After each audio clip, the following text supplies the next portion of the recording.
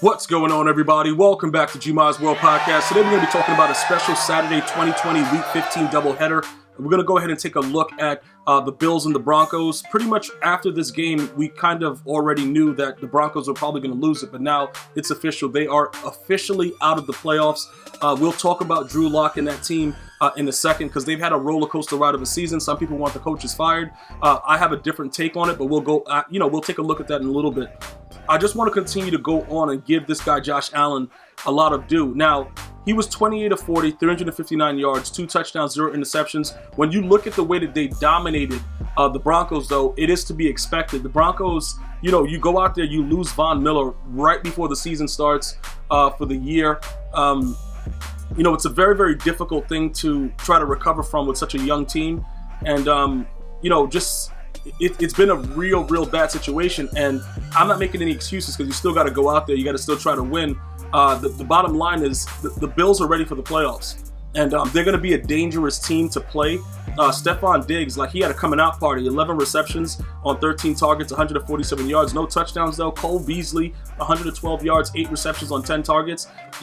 Dawson Knox getting that TD. He had 4 targets, 2 receptions.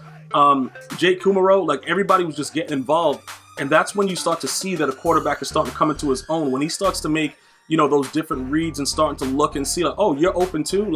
It's really starting to get bad over there. And, I enjoy watching Josh Allen. I think he's a very exciting quarterback. I still go back to the playoff game that he lost where he was playing the game like he was playing a video game.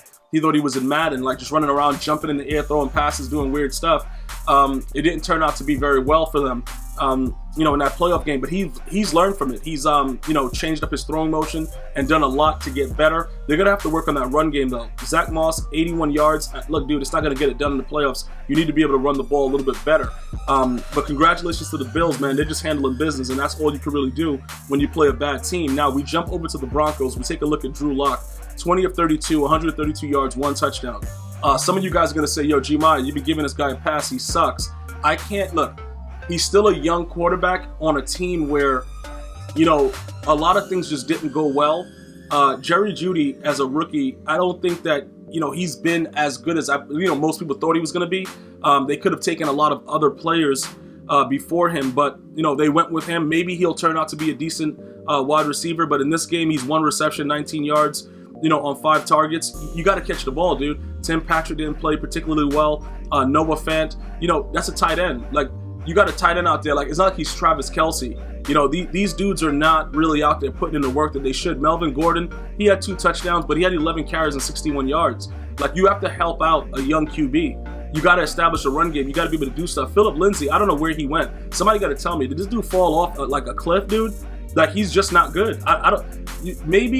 Maybe Melvin Gordon messed up his flow. I was thinking about that as I was watching the game. You know what? Maybe he messed up his flow, dude. You out there balling. Phillip Lindsay was balling and everybody was having a good time. And then all of a sudden you bring in this idiot, Melvin Gordon, and he's like, all right, you taking my carries? And then you just your whole morale is just defeated. But look, even with that, you still got to come in and make plays. He wasn't able to do any of that, but a lot of that had to do with the Bills' defense.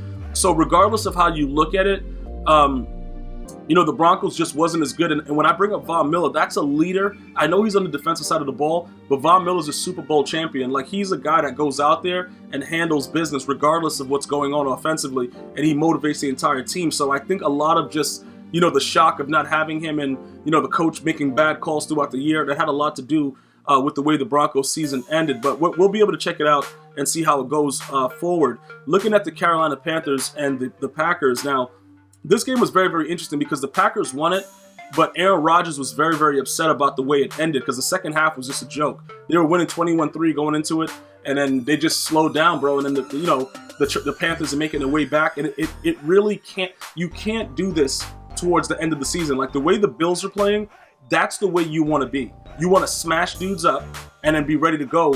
Come playoff time, you can't have a bad second half like this against a bad team.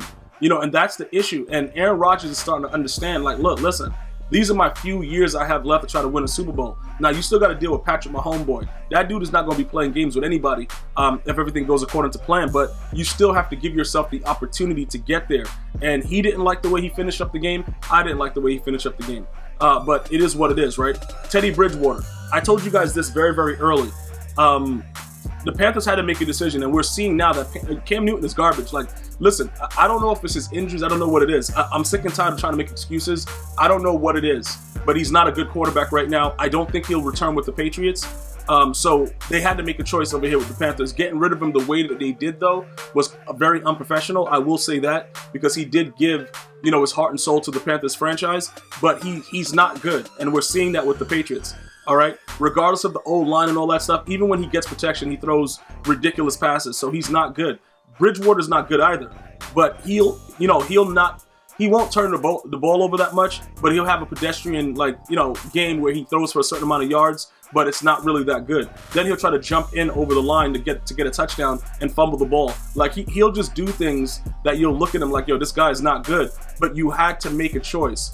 And, whether the choice is right or wrong, whatever you believe, you guys are stuck with him for a couple of years. I don't believe, like I told you guys when it was a signing, he's never really been a guy that stood out to me, unfortunately. He's just been a guy that's been able to maintain and be a game manager. That's what I see when I watch him, nothing spectacular. So, that was a turning moment in the game when he's trying to go over the pile and it's a fumble. And I'm just looking at it like, yo, this dude sucks. But that's not what it's about. Aaron Rodgers, 20 of 29, 143 and 1 touchdown. Very, very pedestrian for Aaron Rodgers. Devontae Adams, 7 receptions on 10 targets, 42 yards. Alan Lazard, 56 yards, 5 receptions on 6 targets. Like, dude, I don't know what's going on. You got to do better than this. But Aaron Jones, 20 carries, 145, 1 touchdown, 7.3 average. That's what's going to make them, formidable in the playoffs. They still have the run game, and you can still rely on the pass game later on. Like, you don't need to go crazy with it. This is what you're looking for. If you're a Packer fan right now, you like that Aaron Jones did this and Aaron Rodgers didn't really play as well, because we know what's going to happen. The kryptonite that Aaron Rodgers has is Richard Sherman, and you don't got to really worry about Richard Sherman this year because the 49ers ain't going nowhere. But in the playoffs, we'll be able to see what's going to happen, because now you're going in. You're going to be going in with a double head monster. It's ready to go. You can run the ball. You can pass it. What are you going to cover? What are you going to do? Aaron Rodgers is still one of the top quarterbacks in the league. So him having this pedestrian night and still winning the game, it's good and bad. But I didn't like the second half. I particularly thought that they were very, very, careful with the win. They didn't try to, explode with the game itself. They were still able to win. Like I said, the Panthers are not a very good team, so it's not a big deal with that. But the playoffs are here very, very soon, and now everything's going to start changing. And you're going to see, like I've been telling you guys, certain teams are going to get demolished because it's about how you finish the season. And this one right here, not too good. So they got a couple more games. We'll see how that works out. But I was not happy about the way they finished this game off. We have more games for NFL Sunday. Be sure to check back with me. iTunes, iHeartRadio, all that stuff. GmiasWorld Podcast. One love, y'all.